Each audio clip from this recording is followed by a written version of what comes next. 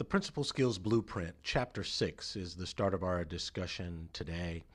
And really, when we look at the Principal Skills Blueprint, we're looking at those principles, interpersonal skills that are very important for the 21st century workplace as it relates to not only management, but so many different elements. So, communication, negotiation, facilitation, and of course, implementation are key components for skills that we need to have in our toolbox in order to make us more effective as managers in the workplace. So let's look at communication first. How important is it? Oral communication or face-to-face communication is still the most effective way to be able to communicate. But that's not really the focus for us in the way of communication. When we look at communication, we really need to be able to listen.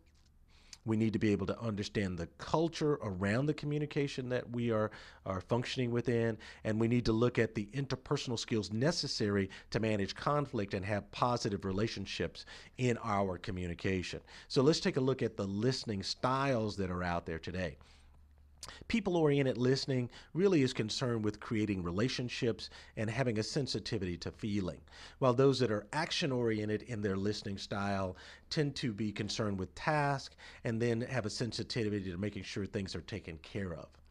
Content-oriented listening is concerned with analysis as well as having a sensitivity to detail. And then time-oriented listening is concerned with efficiency and has a sensitivity to impatience.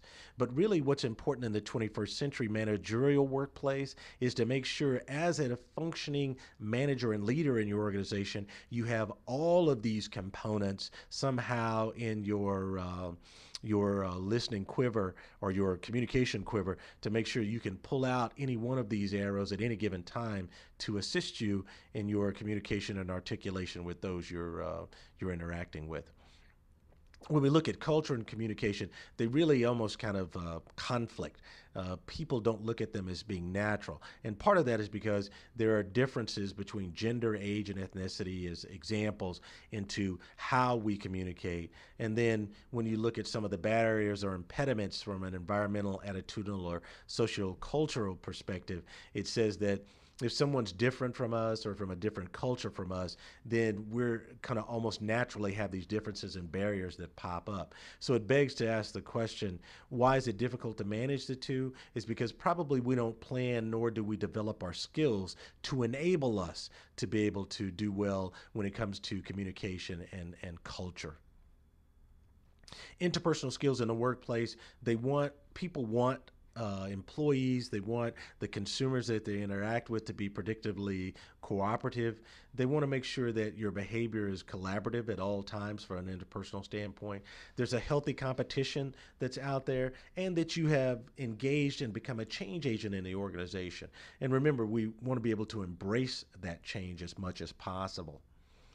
Our negotiation skills are imperative to managing the workplace successfully. Again, communication comes up in negotiation, the anticipation, the orientation, the recognition. But what do these all speak to in the way of negotiation? They speak to preparation. And preparation is the key piece in these basic principles behind effective negotiation and successful negotiation in the workplace. Facilitation really starts to look at how well people are participating and how we get them motivated to actively participate and at the same time stay focused on the goals that we're looking to achieve.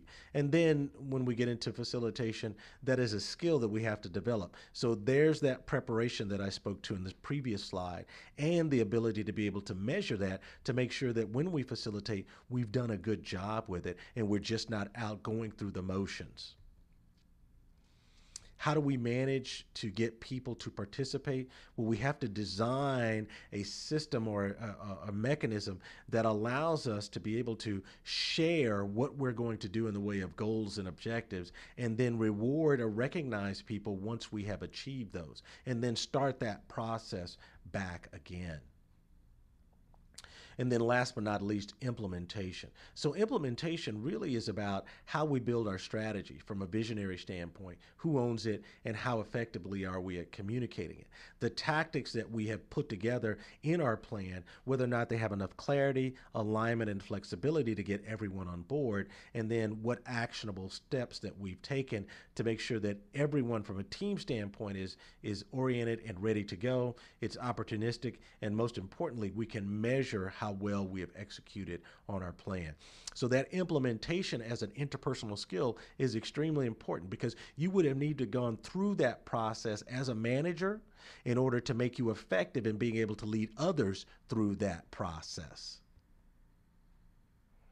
Let's take a look at a few definitions that might be helpful for you. Communication being one of those, facilitation being another, implementation being yet another, and then last but not least, negotiation being yet the fourth.